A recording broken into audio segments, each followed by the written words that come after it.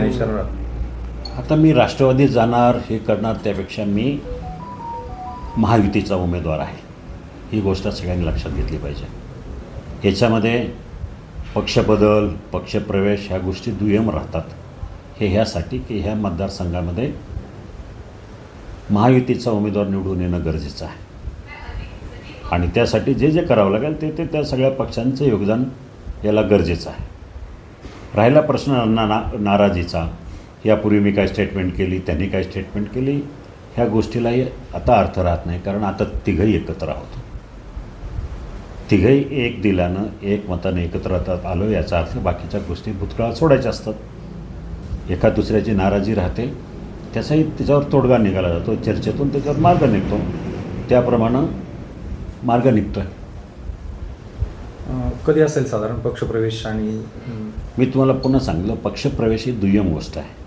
मी महायुतीतलाच उमेदवार आहे। पक्षप्रवेश म्हणजे कसं की महाविकास आघाडीचा उमेदवारानं महायुतीमध्ये प्रवेश केला तर त्याला पक्षप्रवेश म्हणतात।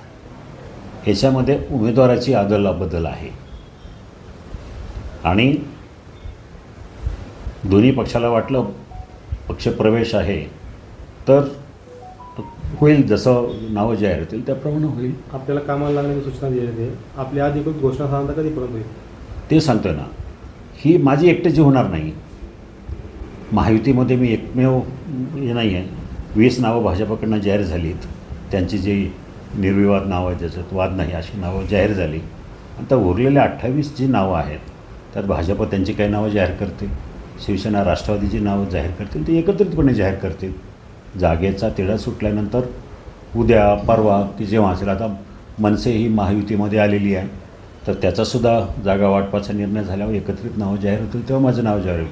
पण नावं कधी जाहीर होईल ह्यापेक्षा मी उमेदवार म्हणून आहे हे ऑलरेडी सगळ्यांनी संकेत दिलेला आहे, तशा सूचनाही स्पष्ट झालेल्या आहेत, त्यामुळं तसा काही वाद राहिलेला नाही।